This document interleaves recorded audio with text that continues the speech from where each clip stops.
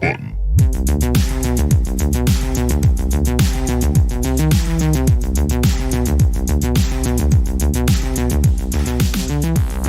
I remember when I was younger, one time me and my cousin mixed a bag of pixie sticks, like 100 of them, Okay. and the energy drink balls. And Yeah. mixed it together and then drank And it. you're yelling at me for being We dumb? called it nuts. Jesus, dude. This is when I used to stay up all 24 or 48 hours at a time playing Diablo 2 in the Yeah. basement. That and GoldenEye back and forth.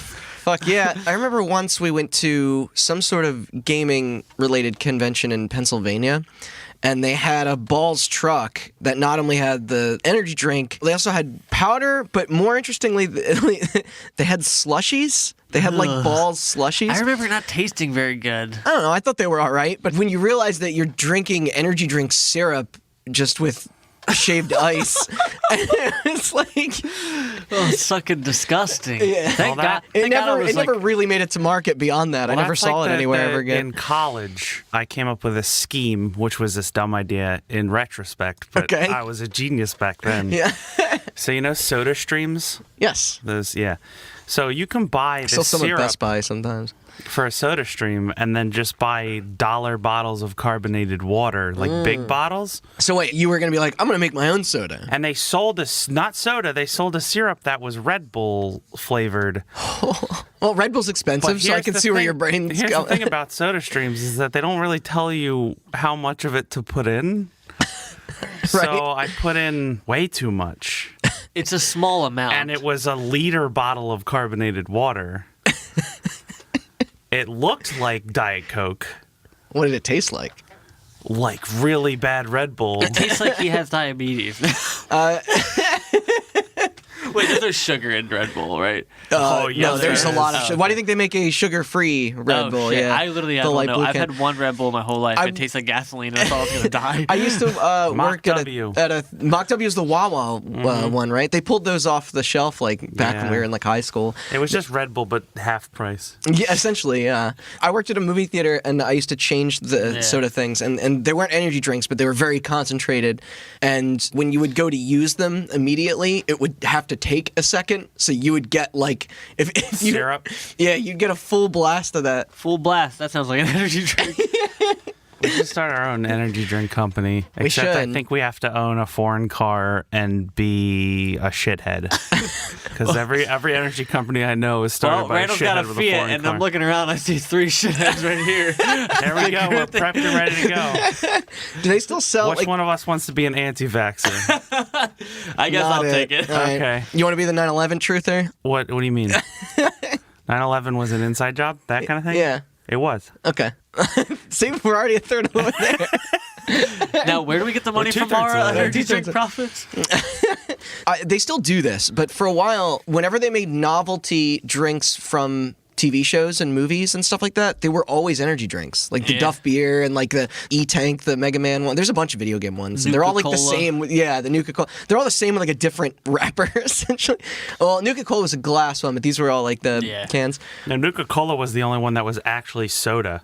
Yeah. Right, that was it was like made by blueberry soda? Jones. Do you think? Oh, it was yeah, made by I do remember Jones. that. Yeah. That shit was good, too. Does it still cost like $1 million? Yes. Yes. I have a roommate who staked out Target opening hours to collect as many of those drinks that he could and give them out to friends and resell them. Yeah, somebody gave me one, and I drank it immediately. Because there's supposed to be one per customer. I had a box of the Halo 3 game fuel that I held on to, and then I guess mice in my basement chewed through the... Oh, no. Yeah, and I kept it for a long time, and it was in like perfect condition, and then like I remember going downstairs once, and it was just like melted all out of the floor. That shit Yeah. was good. The Yeah. World of Warcraft one was good, too. Which one? The Alliance one. Okay. The blue one. The Horde one was just the So the Halo one. opposite of how you actually swing in Warcraft. No. I thought you were a Now that Horde we player. have none of them here. I wanted to be Alliance, but I got bullied into being the Horde. Oh no! I'm gonna hit up Dan. All right, well, I guess he'll kick me out of the WoW guild that I haven't actually interacted with that game in 4 months.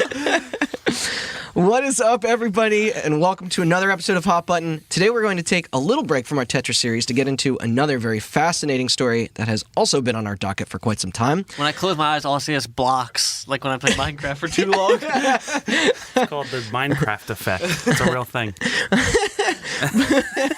But something I know one of us especially has wanted to cover. Twitch Plays Pokémon, a massive social experiment in which over 1 million random people from all over the world collaborated together in playing Nintendo's 1998 RPG classic completely through the power of crowdsource by stream. It was a beautiful, chaotic mess the likes of which the industry had never seen, a tale of community, connection, and somehow even triumph. But just how exactly did this come to be, and how did it even work? What was the outcome, and what did it lead to? Well, if you want to know, keep listening, because I'm Randall Beatrice, here as always with Austin Blakesley, and Chris Anantuano. You. Chris, would you please take us back to 2014 and tell us all about the time Twitch played Pokemon? Yeah, absolutely. I figured this would be a fun episode because it's kind of lighthearted. Not that the Tetris one is not lighthearted, but it just seems like more of an epic tale. And it's like a nice, we'll break it up with something a little bit goofy. This will be a cool one too, because I think in some way this came probably in front of all of our faces, whether we directly interacted or not. Yeah, and myself personally. I did not participate with Twitch Plays Pokemon. I did watch a little bit of the fish playing Street Fighter. Yes, that's going to be our next episode after this, our sequel. That's actually one of the inspirations, the guy said, Salty Bet and like, things like that. You mentioned that to me the other day. I love Salty Bet. Still, that's still going strong. It's probably streaming right now, right? Yep. I guess we should also probably explain the Twitch service real quick as well. I know it's come up on previous episodes before, but just in case anyway. I have a small thing about Twitch here that I put in. I can just read it now. Twitch is a game streaming website where Ninja and other Fortnite streamers say sexist things and negligently influence hundreds of thousands of children. Ninja's on Mixer That now. would be correct. Some Ninja left, It's just from a while ago. Oh, okay. He also has his own Fortnite skin now. Really? Yeah, you can play as Ninja in Fortnite. Does that affect like how your character avatar interacts with the women avatars? There was a great tweet by somebody that just said if you put on the Ninja skin, it deletes all the women's skins from your account. On point. Mm-hmm. My personal interaction with Twitch Plays Pokemon was because I think I said this to you guys, where I logged on, it's like 2 or 3 in the morning, and the character is just walking into a wall, and then I'll like go to bed and wake up, and I'm like, they beat a gym? What happened while I was asleep? Well, okay, so I'd like to start off this episode by thanking and recognizing the main source and one of the most useful tools in researching the episode, TPpedia. It's an incredibly detailed archive of information for all of Twitch Plays Pokemon, not just the first one, because they've been going for years since then and done. Has that been archived? Like, can you watch the whole thing? Extensively. Wow. So the website itself includes minute-by-minute timestamps of the actual stream notes, and also intensely deep pages about all the lore, the meta lore, which is something we'll get into today, about Twitch Plays Pokemon. That's fucking awesome, So if you want to get lost in a wiki hole, you can check that out at helixpedia.fandom.com. Okay. So, nice. People love beating video games in weird ways. There's the Japanese Nico streamer. I think that's like their YouTube or Twitch or something like that. Wakao, who played Super Mario World with a recorder. He assigned all the different pitches to the controls. What? And then, of course, he played the whole thing with his nose. He didn't just blow out of his mouth. Who played Dark Souls with the Rock Band drum kit? I don't know exactly who, but that's on here. There's also Chloe Desmoineau, who played Counter-Strike with a mouse and then wired lipstick to be the rest of the motions. It's called, like, lip strike. Like, she moves it, like, putting it on, and it, like, shoots and does things like that. It's incredible. I need to watch both of these. Mario with a DDR pad. Obviously, Yes, there's that's there's a a good guy, a streamer who plays Final Fantasy with his feet, because, like, that's the only way he can physically play it, and it's fucking incredible.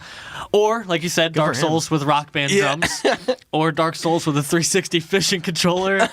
Or Dark Souls with the DK Jungle Beat bongos. Or Dark Souls with bananas. Did you see that one? Yes. There's a guy who literally wires bananas, and like you just press the banana and it does an input, and he just has a table full of bananas and he plays Dark Souls. There's that one guy that does every Overwatch character. He does a different thing. So like for each character? He had Reinhardt, he had like a squeaky hammer that he wired up, and then Hanzo, he had like a Nerf bow and arrow. Yes, I saw that. My God. The bow it's really, really cool. That's fantastic.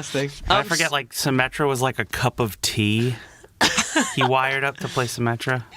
Well, what about beating a game with more than one person's input? What about 10 or 100 people? What about 120,000 people at the same time? This is absolutely one of my favorite stories in video game culture. Over the course of 17 days, in February of 2014, millions of people came together on Twitch and completed Pokemon Red. Whether intended to or not, it was a fascinating social experiment, an invaluable example of the internet's ability to build a cult of personality around something, and it's just straight up impressive given the circumstances. So how and why? Oh, man. On February 12th, 2014, an anonymous Australian programmer launched a Twitch stream of Pokemon Red, kind of unprompted. So this wasn't just a normal Pokemon Red.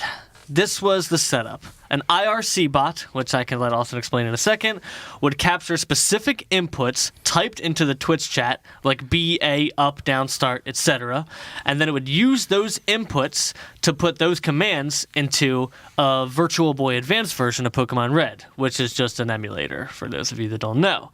Right. Then the game would initiate those commands, and that's how they would play the game. The streamer chose Pokemon Red for nostalgia's sake and because, quote, even when played very poorly, it is difficult to not make progress in Pokemon. And the turn-based nature and the lack of reactionary gameplay made it perfect for the premise. Right, the pacing of it. Yeah.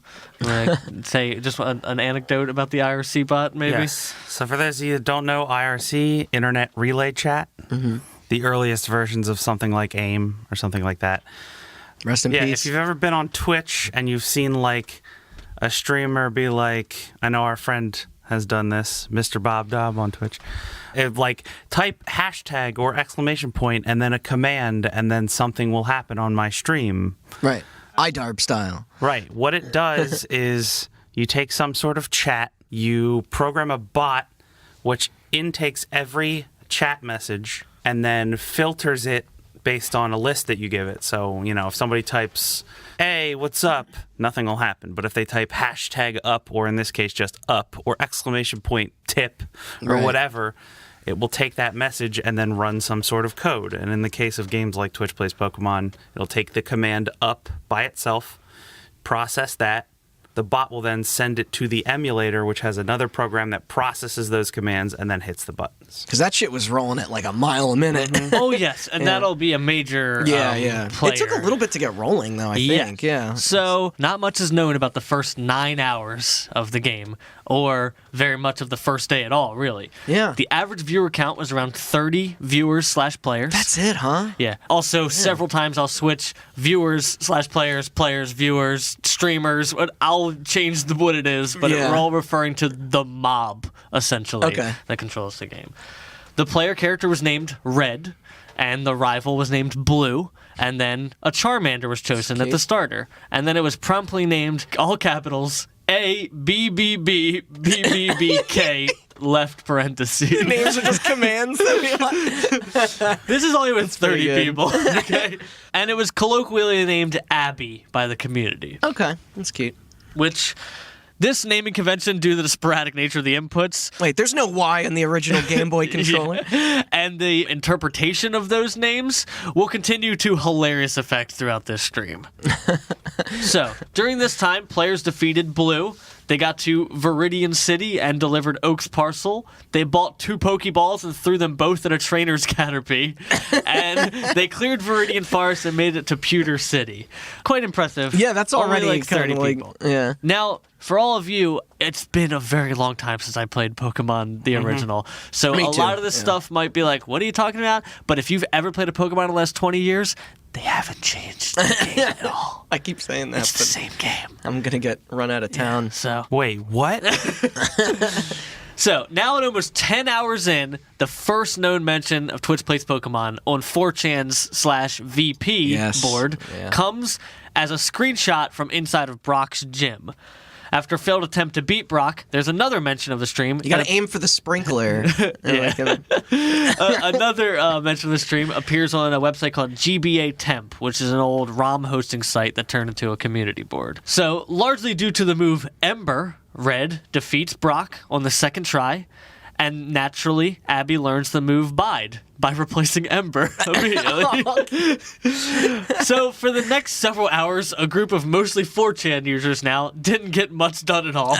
They kind they kind of struggled around Route 3 and Mount Moon. However, there is one thing that they stumbled into actually getting done, which will be one of the largest contributions to the playthrough and the lore. After blacking out on their first attempt through Mount Moon, just to clarify, blacking out means your whole party reaches 0 health points. And you wake up at the nearest Pokemon Center. You don't die because place. it's a kid's game. Fainted. After blacking out their first attempt through Mount Moon, the players catch a Pidgey on Route 3. And though right now it's only named Pidgey, it would soon become one of the most iconic characters in this story. So, after a few more hours of fumbling around Mount Moon, Abby evolves into a Charmeleon, Red blacks out again, and then tosses out the only antidote they picked up. When you toss out an item, it means you get rid of it permanently, just for future reference. Yes, yeah. And the day ends with just over 50 viewers and players in the stream. And at the very end of the day, the IRC bot crashes while the streamer is asleep. And I didn't even know the that. stream just sits still for several hours, like the entire night he's sleeping, which is most of the time that we'd be awake in America. Yeah, I guess that's true. So after many hours, the stream is up and running again and ready for day 2 with around 20 viewers now. I guess they lost a little bit of the run-up they had with the drop-off. They acquire the Moonstone, and then soon the legendary Helix fossil, which later on when we talk about some of the lore behind TPP, I'll tell you why that's so important. Over on 4chan, a thread starts on /v. Within 30 minutes, the player count goes to 120 after that thread. 30 more minutes after that, now it's at 300. Mount Moon is finally cleared. However, Red blacks out and has to go all the way back to Route 3 again because Abby was poisoned and they threw out the only antidote a couple I'm trying hours to visualize ago. just like if you didn't know that a group of people were playing, it was just like imagine if that was like the anime went in that direction. So within 20 minutes of that blackout, the stream hits 1,000 people for the first time that day. Okay. Over the next hour or so, the numbers continue to rise. There's a post on a GameFAQs forum, then there's a post on Reddit, and then there's a second post on Reddit. Now there's videos being taken, the first documented chat logs start taking place, and the first screenshot of day 2 shows a player count of 1,732. I like that there's an early gray or like history that's unknown. They call it, I believe, the Forgotten Times in the lore or something like that. It's cool that some people chronicled it enough to know, like sort of and the chronicling gets way more intense. Oh yeah. So also during this time, they tossed out the move water gun, and then the stream cut off for 10 minutes for who knows what reason. Technical difficulties. And this happens a lot, just because of the nature of the bot and all the things that are happening. They enter Mount Moon once more, and then immediately exit. And then 20 minutes later, they enter Mount Moon again, and then immediately exit again. And then they enter 13 minutes later, and they fight a Zubat, and then immediately exit again. So, time to explain why that's happening a little bit. As Randall said in the beginning, like, the player was just moving and bouncing up against a wall. Yeah. I'm trying to explain like what this looks like. There are 1,700 people at this point typing in commands to control a video game character. Yeah. What it looks like is a character walking left, right, up, down, opening the menu, closing the menu, opening the menu, looking at the Pokedex, clicking 10 things, closing the menu, opening the menu, walking back and forth. It looks like you're just mashing the buttons on your controller and nothing is happening. I mean, imagine like all those people holding around a Game Boy each just trying to... Yes, that is precisely what's happening. That chaotic nature is why I'm just like, the fuck did they even get this far? So the players stroll back to the Route 3 Poke Center, and they tried to buy a Magikarp without enough money. And then, after entering Mount Moon... And we've all been there. Yeah, they clear it in just under an hour, and Red finally arrives and heals in Cerulean City. So at day 1, 10 hours and some change, the stream count is at 3,345 players watching and participating. All right, just this is a little growing. bit over. Yeah. I'll just bullet point the rest of this day. They lose to Misty. They lose to Blue. They bought 2 Pokeballs. Twitch broadcast saving begins. So this is when the first videos of archived footage are actually happening. At this point now, you can watch it from here on out. They caught a Ratatat, and they named it JLVWNN0000 or Jay Leno. Jay Leno. I remember this. Some of the fan art is amazing for these. Is that where I saw Rattata with photoshops Jay of Leno. like his chin? On a Rattata, yeah. Yeah, because I guess Joe Levino looks like Jay Leno. Yeah, I get it. Their Pidgey evolved into a Pidgeotto, and they tossed out the Moonstone. So, how many items they keep disposing of. It's hilarious the amount of shit they just throw away. Like, do you think that is accidental, or is this like an anarchy? Well, it becomes like fighting democracy here. Yeah, they're opening like the menu, and then people are trying to press directions for just walking. Yeah. But by the time they're doing that, the stream lag happens, so they're opening a menu, and they're just pressing A and B in the menu You now. can't even cancel exactly. again. Yeah. So you're just like Fast going out enough to without you knowing it. That's funny. And while all this happened, sprinkled throughout, 10 more defeats by Misty. After 8 hours. Brock was only twice? 8 hours and 11 tries later, they finally beat Misty. And the day ends with the stream rescuing Bill. They get the move Dig. And they catch one more, Rattata, who will become the most infamous of them all. And they colloquially named it Dig Rat. Okay? Okay. So we'll get to... I like Jay Leno better. Yeah.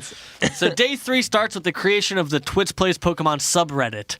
This is where those boards start coming up and people start organizing, hey, are we going to actually try and beat this game? This seems pretty crazy and it's getting hectic, but maybe we can do it. They board the SS Anne, which is like a ship part of the game. They teach Digrat Dig. Oh, shit. They catch a Drowsy. That Drowsy will soon to be known as the Keeper. Okay, we'll get there. Okay, I don't know that one. And they catch a Sparrow, who they trade shortly after for a Farfetch named Dux, who's another fan favorite kind of character. Yeah. The team beats Blue and acquires Cut, like a crucial move. Yes, that you need to literally progress in the game. Yeah. So they teach Cut to Dux, and they cut to the tree into Surge's gym right there, and they move on. That's good. I don't think you can throw Cut out, right? That took almost 2 hours to teach him Cut and then cut the tree. A little in shrub just to make it over there. You're talking like a 1x1 space that you just have to cut a tree in front of. It's hilarious. It takes like 10 seconds. I watched like 20 minutes of them trying to teach it Cut. It's just amazing. Just edit that into its own feature film and just the most anxiety-inducing, like. And then at the end, it's just this. So this is also where I started watching. I remember a friend sent me the link, and I tuned in, and I'm just like, "What? Just watching them try to teach this Pokemon Cut?" And I'm like, "What the fuck is happening?" After that Cut debacle, the stream was facing a dreaded challenge called the Trashcan Puzzle and Lieutenant Surge's gym. Trashcan Puzzle. Yeah. So basically, there's just a bunch of trash cans, and there's 2 switches you have to press, and they're in those trash cans. Okay. It'll be in a random one. I remember and then, like, statues with buttons. Yeah, and then like Minesweeper, it'll be in one of the next adjacent random ones. Okay. However, if you pick the wrong one, you have to do it all over. Resets the whole puzzle. Then you have to pick a random one. Then you have to do et cetera, et cetera, et cetera. I bet that was fun. To virtually everyone's surprise, they completed this puzzle so fucking easily. Really? They almost got it right away.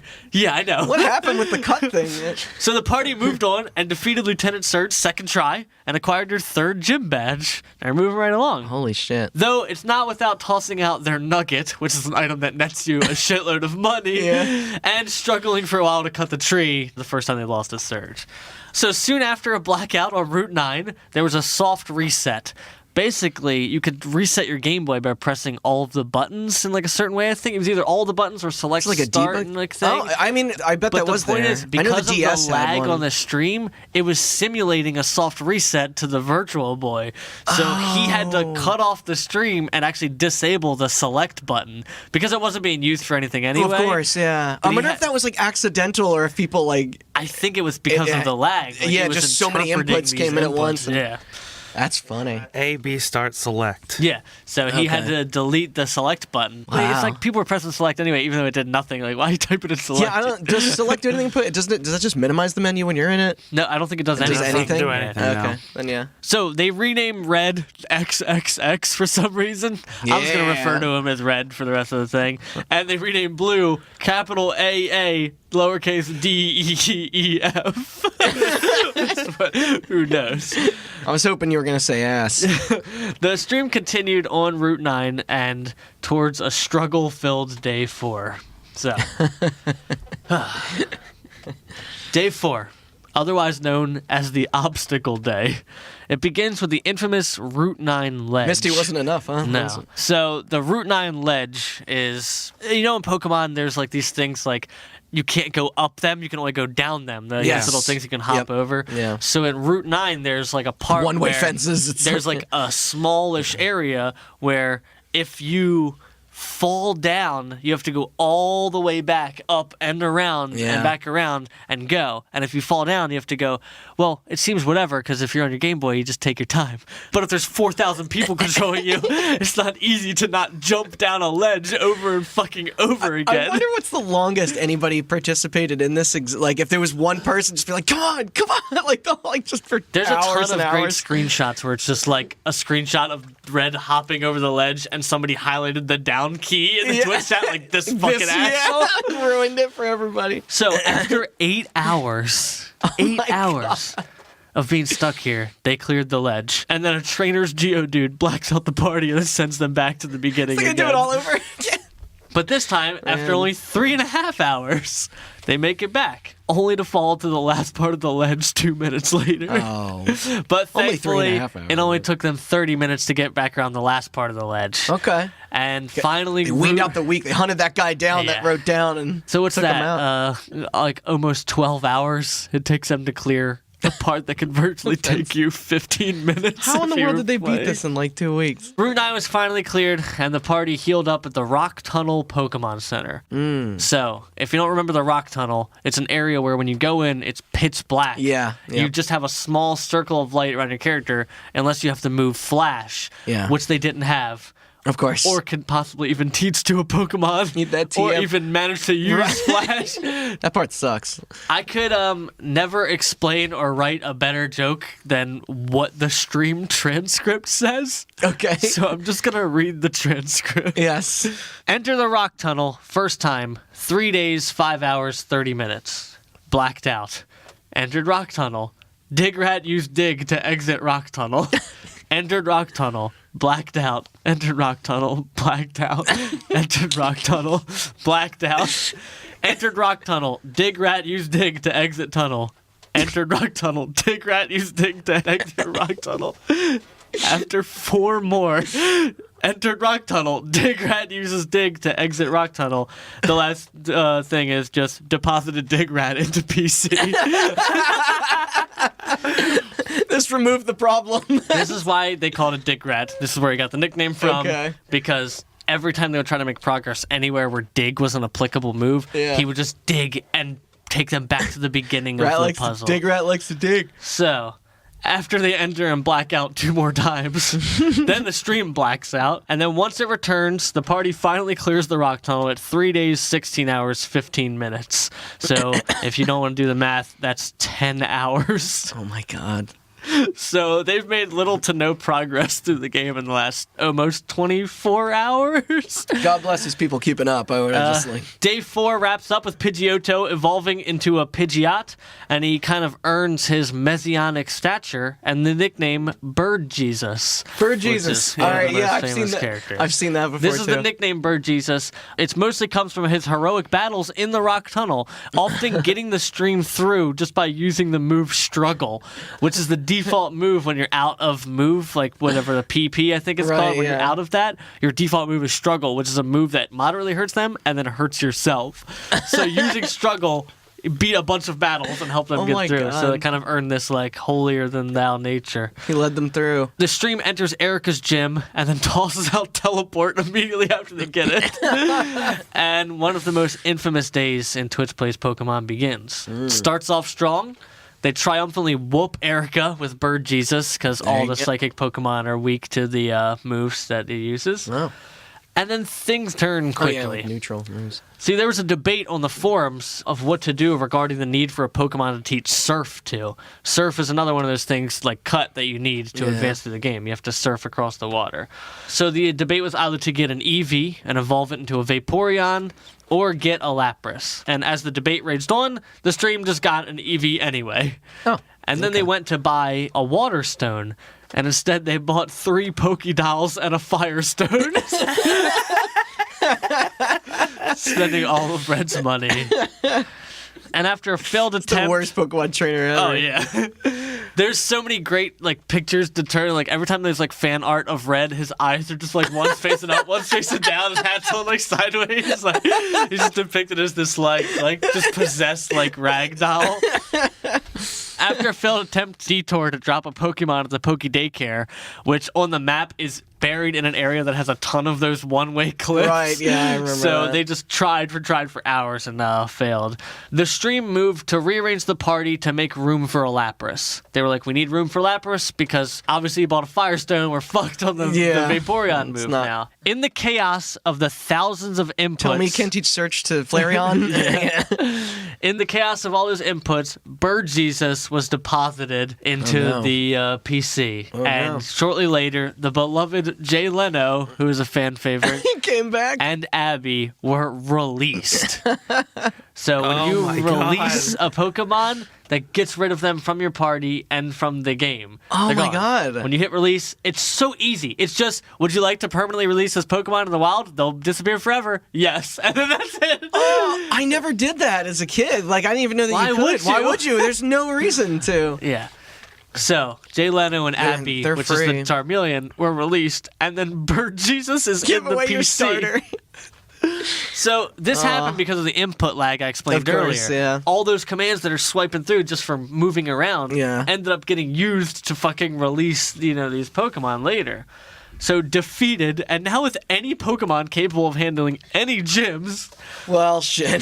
the stream reluctantly moves on. I'll use this little moment here to explain Twitch Plays Pokemon lore, okay? Okay.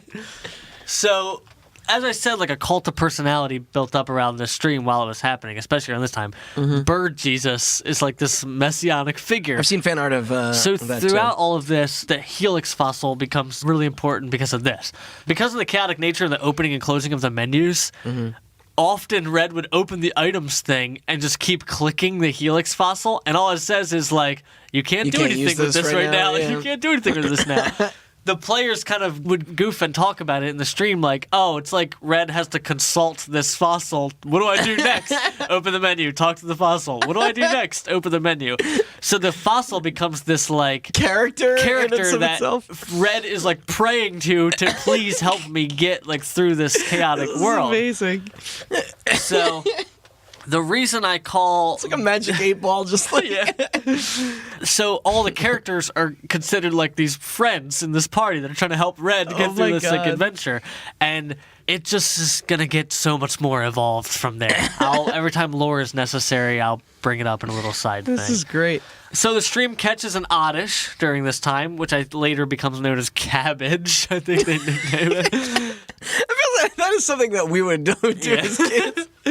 And they evolve the Eevee into the infamous Flareon. Oh, cool. Who would also be known now as the False Prophet in the Pokemon lore, which I'll explain to why that's called the False Prophet later when it becomes relevant. Us all. There's a little bit of reason it's called the False Prophet now is because the reason they even released Abby and Jay Leno and deposited Bird Jesus is because they were trying to rearrange the party to make room for a Lapras because they bought a Firestone and an Eevee. So in the lore, they blame the Firestone and the Flareon for the reason they released all the Pokemon. Because if they never would have had to fucking deposit them, they would have never had to release all these Pokemon. Ooh. Now, the reason they called that Keeper earlier is because that Drowsy was next to the Flareon in the PC. So in the lore, they were like, it's the Keeper of the False Prophet. I'm not lying at how deep this like meta lore gets. I love it. So after this, they enter the Rocket Hideout. It's kind of beautiful, just people like just writing their own fiction together. Like, it's so wild. You should go in that because since then, it's gotten epically larger because of all the different playthroughs they've done of all the different games. So they enter the Rocket Hideout, and now I can explain to you this. This is part of the game. There's a maze in the Rocket Hideouts. There's 2 floors of it. Right, I remember this. It's like picture like airport or Jetsons walkways where when you step on them, you move in one direction. Yep. So there's a maze of those. It's like you step on it, you move one direction, you move one direction, you move one direction, and you roll around, and you have to figure out which ones to land on and go on. Or they'll take you back. Yeah. It's not that easy to do when it's just you and one D-pad. So picture fucking at this point, probably 5,000, 10,000 people maybe, trying to get through this fucking maze. 8 hours after entering the maze, they're not even fucking close. I mean, like, nobody's even made a little bit of advancement after 8 hours. Yeah. And the day ends on a somber note. They have no Bird Jesus. They released people. This Flareon's bullshit. Oh, man. There's a dark chapter. They're wondering if they can even beat the game at all. Yeah. Everybody's like, holy shit, we're actually stuck. Like, you can fail state yourself in Pokemon. Yeah. I don't think we can actually physically get out of this because of the way the stream works. Yeah. So the stream approaches hour 18 of no progress in the fucking Rocket Hideout. Oh, it's not looking good. And there's a growing hate for Digrat on the forums because every time they do actually make any progress, Digrat just digs and goes back to the beginning of the fucking Team Rocket Hideout. So the streamer themselves decides to make a move. The stream goes offline and then comes back a little bit later with a huge fucking change called Democracy Mode. Oh, right. This is the democracy versus anarchy thing. Yes. I mentioned. Here's democracy mode. I didn't know what caused them to implement that. Opposed to the usual just input lag of thousands and thousands and thousands of streams of fucking moves, which now will become dubbed anarchy. Yes. Democracy mode takes the highest majority picked thing after a set amount of time. I think it was like 10 seconds or something. Yeah. And then inputs that. They still got pretty far without that, but fucking A. Yeah.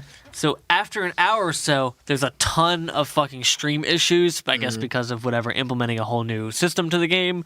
Yeah. And then the first Start 9 riots begin, as they call them. Start 9? So basically the way democracy mode was implemented, it was so you could theoretically vote for left 9 up to 9. Left 9 means if everybody voted for left 9 and it passed, the character would move left 9 times. It made it so you wouldn't have to just go left 10 seconds, left 10 seconds, left, which is already slow. Yeah. However, here's the fucking issue. It goes off of a majority vote. So if a ton of people are like, we need to go down 3 spaces to get into this room, and a ton of people, let's say 20%, vote for down 3, but 20% more of the people just vote for down, now you're at 20%. So the majority is often going to the unified front, which is people who are quote-unquote rebelling against democracy mode by hitting Start 9, which just opens and closes the Start 9 times over and over and over again. Oh, man. And it bogs down the stream, and it leaves it just completely frozen, where just the menu's just being pressed over and over again. And Start 9 would win every time. I wonder what this says about us, like, all, like, psychologically. Because people were united in Start 9. Yeah. Regardless of how many people were actually, like... They didn't want intervention, pressing man. up and down. Those votes were divided. Yeah. And the unified front was, you know... Is 4chan still in it at this point? Yes. Yeah. That sounds like 4chan. Well, the first Start 9 riots were about the fact that they were like, okay, why is it now we have to play this way? Everybody liked playing the chaotic way. Right, yeah. So originally it was sort of like, it wasn't really a trolly thing. They gave it some time. Like, they absolutely, So after some time of no progress at all, the stream goes offline and returns back in anarchy mode, which is what the original thing is. Did they ever switch back? Well, a few hours later, the stream goes offline again and returns back with a new system. Now...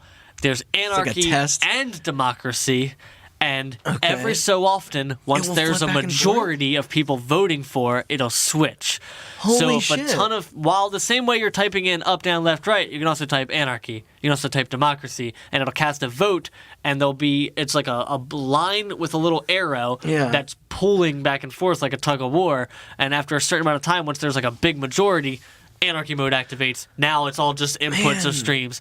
Same thing. Switches to democracy. Yeah. Now it goes to the voting system. I never knew that all went down. Like, that's super interesting. There are a few more of those Start 9 kind of things, but at this point, it's kind of toning down because people are like, okay, we like this system. Now it's like, let's play the game in anarchy until we physically can't fucking do it anymore.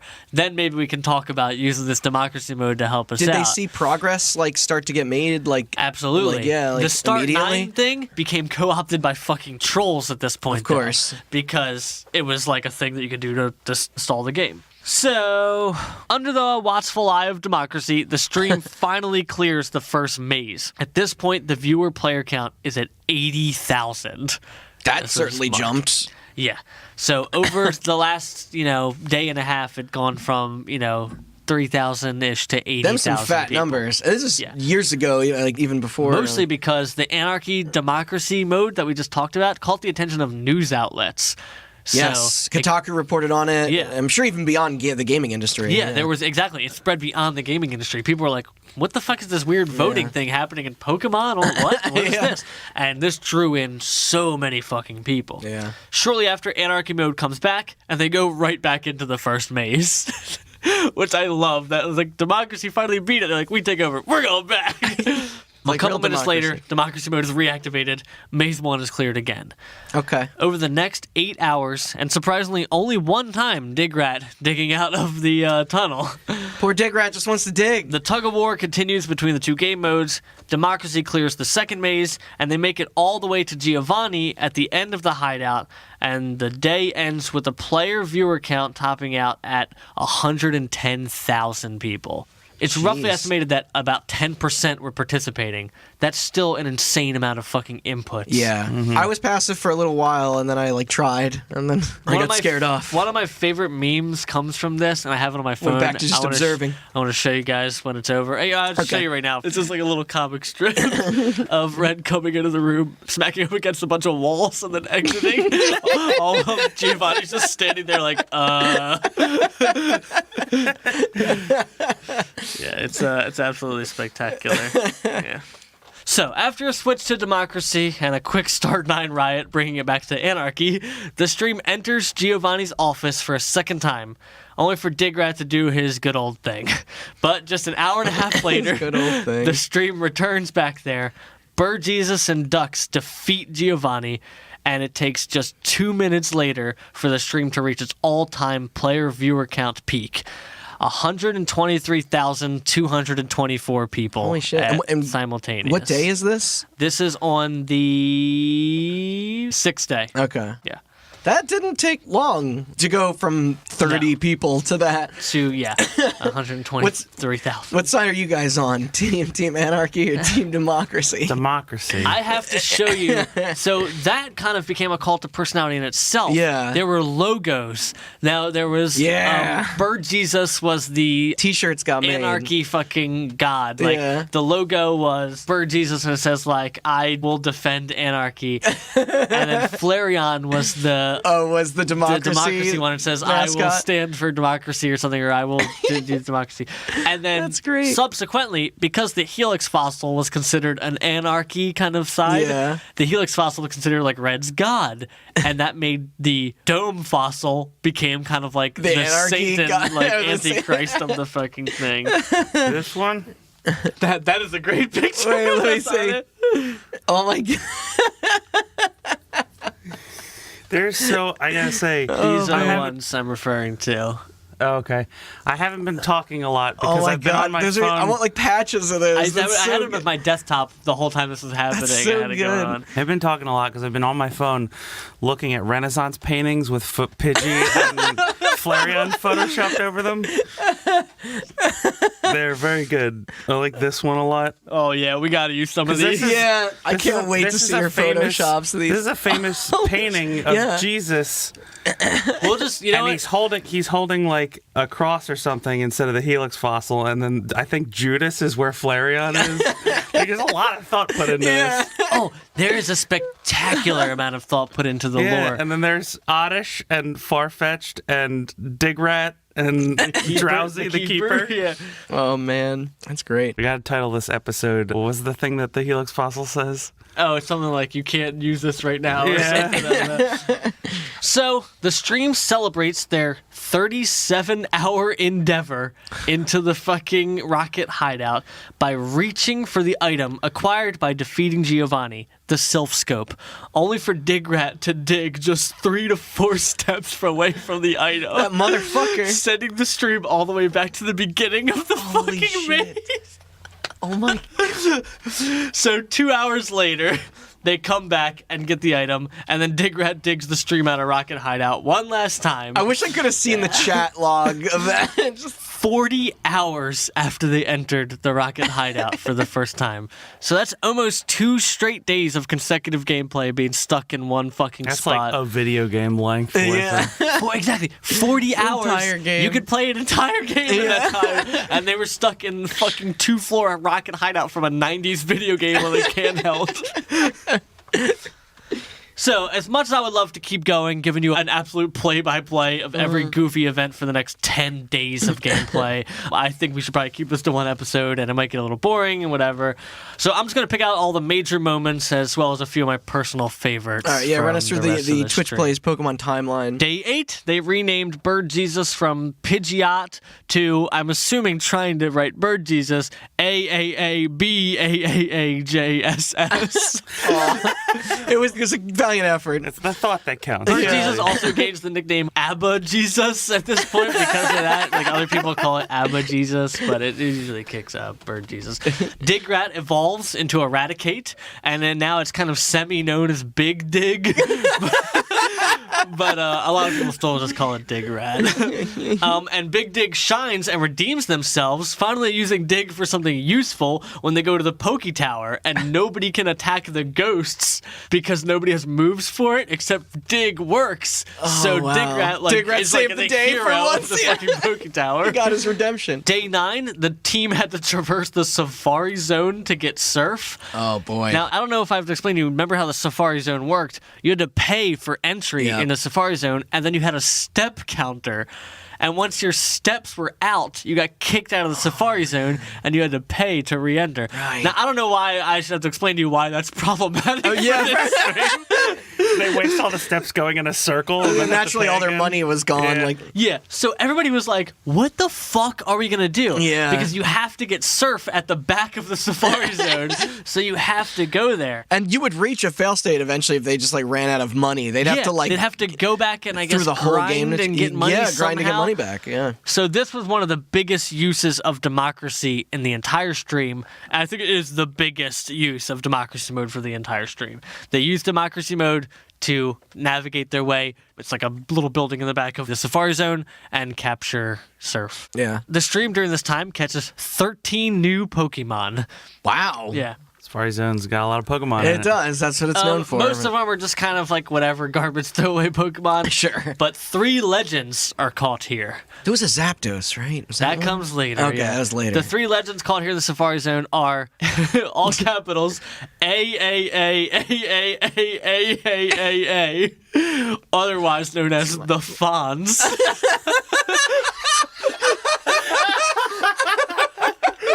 That took a second. Oh, it's spectacular. Wait, what kind of Pokemon was that? He becomes a Nidoking. Oh, okay. Yeah. So whatever the first of the Nidoking is. Nidorino. There's gotta Nidorino, be yeah. such good photoshops of that up there. Oh, too. there are great photoshops of the team, like the final team, which the Fonz is part of, and it's fantastic. Oh man. They also catch all capitals AATTVVV, otherwise known as ATV or all-terrain Venomoth.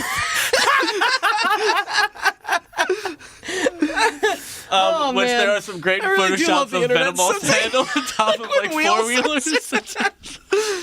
Yeah, I love it because it's just like you can tell that like the AA Everyone's just in came on the from like joke a here. stream Of lag. course, Just a yeah. bunch of A. People mashing A. Yeah, and the ATV, you're like, what the fuck? Like, all right, we'll just name it all-terrain Venomoth. And also caught, also in all capitals, AIRRR, or Air Jordan, which is the Lapras. All right. And obviously ATV is a Venomoth. Air Jordan or a the Venomoth, Lapras. Yeah. Yeah, so you have the Fonz, the all-terrain Venomoth, and Air Jordan. Okay. So what a squad. yeah. Day 10 is not very eventful. There's kind of actually just general gameplay progression. Okay. But day 11, Trucking along. however, is the most infamous day of all of Twitch Plays Pokemon. Oh, man. It's called Bloody Sunday. Oh, no. Oh, no. That's great. So the stream starts off on a high note. They use their previously acquired Master Ball to catch a Zapdos. Yeah, that was one I remembered. I forget where you actually capture the Zapdos. The Zapdos is named AA-J, otherwise known as Battery Jesus, or Battery Bird, Battery Bird, or Anarchy Jesus, or Double AJ, or the Archangel of Justice, or my absolute personal favorite, John the Zapdos. I take it back. That's the best one. Fucking God bless whoever did that. I literally can't take any more of these. John the Zapdos. Oh, God.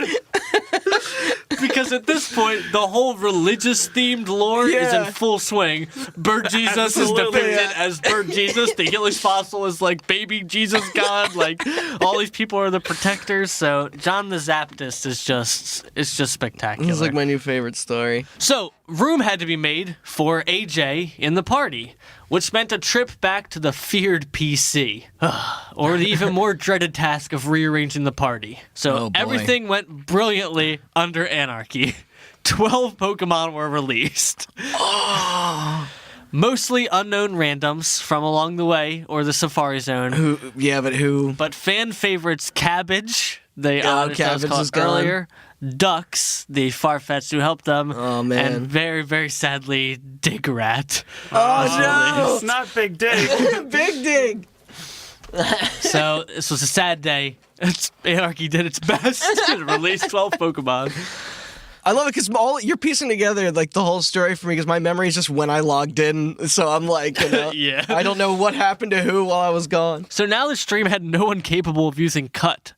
So this forced them to do some serious backtracking. They had to go all the way back through Mount. Can you buy Cut? No, I think you can only get it from like that one place. But can't you reuse it? You can reuse it, but they didn't have anybody to teach, so they had to go. They had to backtrack until they could find somebody capable of learning Cut. So they had to do some serious backtracking, which included traveling back through Mount Moon without Flash, forcing Bird Jesus to struggle them through once again. Right, so they just needed a Pokemon. They didn't actually need the TMs don't disappear. No, the HMs don't disappear. TMs do. TMs do. TMs are one-time use. Yeah. And they keep throwing away all the fucking Of course moves they do, get. yeah. So yeah. So, on day 12, because they passed back through their hometown, they awake the Helix fossil, because that's where you can do it. I think Professor Oak's lab or somewhere you can do that. Yeah. And after a few more losses in the Pokemon of unknowns getting released as they try to pull out the Helix fossil, because there's no fucking way they weren't going to pull out this Helix fossil after all the shit that was going on with it, they put Lord Helix into the party, which is what he's named as. And now the party is set for the remainder of the game. Bird Jesus, AJ the Zapdos, Lord Helix, Fonz the Nidorino, ATV, and Air Jordan. So, also, one of my favorite moments happens during this time. They initiate a battle with Burglar Simon, who's just an NPC, okay? Right. And they talk to him while he's in front of a set of stairs. So after the battle's over, the stream is now stuck in a 2x1 space between the burglar, a table, and the map borders. They're just stuck there. Every time they talk to Burglar Simon, he's just like, I'm waiting for my partner or something. In the lore, Revive Girl, who's an NPC from one of the Poke Centers, who earlier in the game, the stream also got stuck behind talking to her. So they're like, oh, they're working together like this bastards to trap us. Collusion. So 2.5 hours later, they tried to KO the whole party by doing random encounters in this 2x1 so they could just reset space. and go back. But the only issue was it took way, way longer because the Fonz just wouldn't fucking die because he's immune to poison, which is all of the Pokemon in that area. Yeah. So like he just literally would not die, and for 2 hours they couldn't get out. Can't kill the Fonz. And a lot of the stream lore considers this holy retribution because they released Digrat, since Digrat could have easily just dug them out of this fighting fucking spot yeah. and got them free. On day 14, the stream gets caught up in another ledge situation, which is like another single fucking ledge that they had to fucking walk around. Yeah. Day 15, there's an epic day of grinding where they just like move around trying to level up their party after they failed to go into Victory Road and got kind of thrashed. And then they come back and like, all right, we'll wait a little bit. Yeah. Day 16, Democracy moves some rocks around in some puzzle. ATV earns his infamous Dragon Slayer title. It's because Who'd he knock very out? fucking interesting. You have to fight the Elite Four. You have to beat all four of them at Yes, once and then yeah. fight Blue in one fucking run. Yeah. So Lance has a Dragonite, and they had wiped the whole party. Lance is the last person in the Final Four, and the Dragonite's his last Pokemon. They had a whole party was wiped. Dragonite's the last evolved form? I Dratini. yeah, Dragonair. Dragonair. That was what I was think, All right, so Dragonite is the big guy. The ATV was the only one left, and it was like some 20-odd levels under his Dragonite, and he beat it because of the way Yeah. Pokemon system works. An NPC trainer will always prioritize the move that's super effective against his opponent. And the move that was super effective against Venomoth was a non-attack move. It was like one of those like Leer or fucking something that lowered defense or something. So they just kept lowering So it over just and over? kept spamming a non-attack move, all while the Venomoth was just leech-lifing very slowly and defeated the fucking Dragonair 20 levels above it. Oh, that's so everybody good. calls like ATV the Dragon Slayer. What's amazing about that is you wouldn't think of that strategy if you were playing that game normally. No, of course not. Yeah. And then the stream falls to Blue for the first time because you make it through and he's like, "You're the Pokemon Master, except you're not. You're late. The guy you've been rivaling the whole Yes. time made it here 20 minutes ago." Yeah. So day 17. Gary was here. Ash is a loser. Yeah. The stream continues its bout with the elites, and after 21 attempts, they defeat Lorelei, and then Bruno, and then Agatha, and then Lance, and then they return to Blue once again. But this time, it's not just ATV by himself.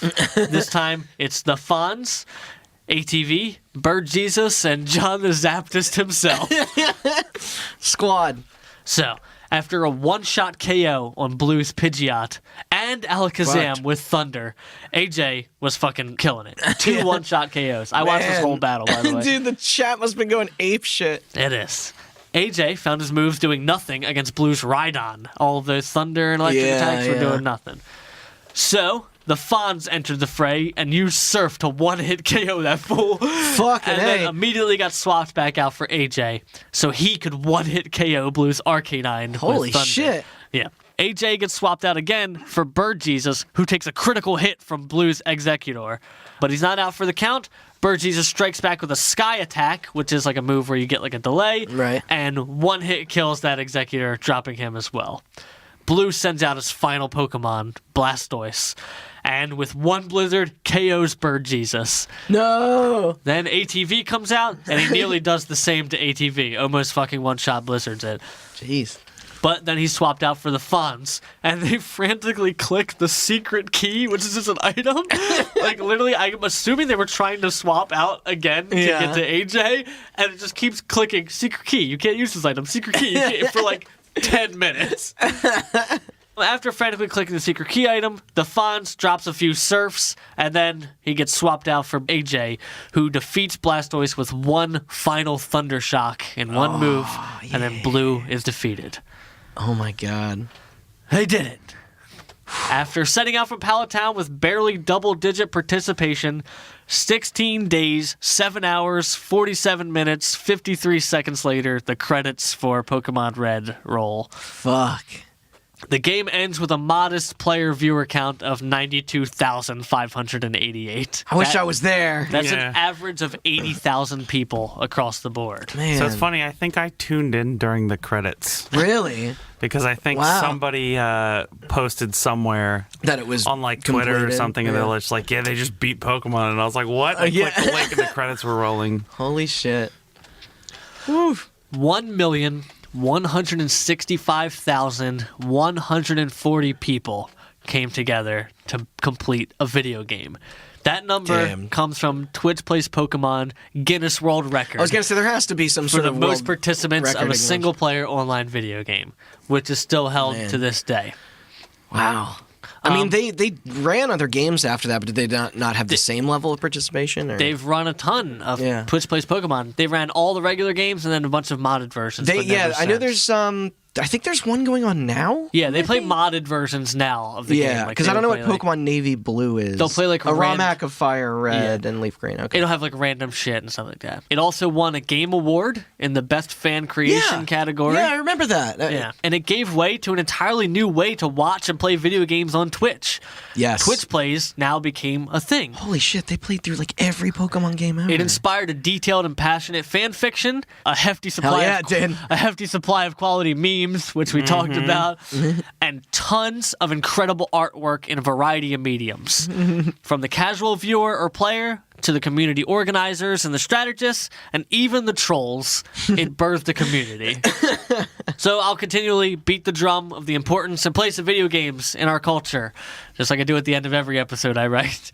And this little microcosm moment of gaming history is a shining example of how games can not only find new ways to surprise and innovate the way we consume them, but also give us opportunities to come together and be a community. Yeah. And maybe sometimes even have similar goals and accomplish something together, even if we all have different views, you know? It had this, maybe we have theme to. of like universal kind of like just... Yeah. Maybe we gotta come together even if we disagree, you know? Maybe the planet will just burn if we don't, everybody. Maybe Twitch Plays Pokemon has a lesson here. Yeah. Maybe we can get a lesson out of this. Nah, I'm just kidding. We just won't be Pokemon Red.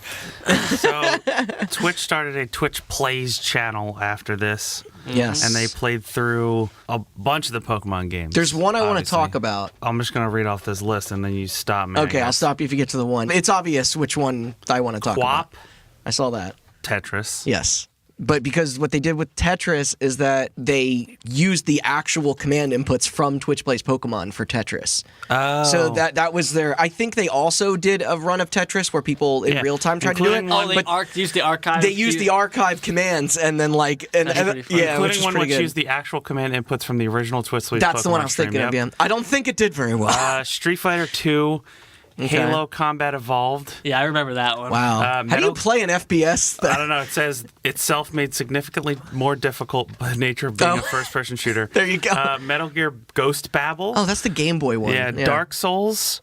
Yeah, that I remember. I watched some of the Dark Souls. They beat Dark Souls. Which is incredible. That is incredible. I have no idea. That is way more insane than I can't beat that. That was like 20-something days, too, I think. Really? That was actually shorter. I thought it would take years. Or was it longer? I thought it... Maybe. I don't know.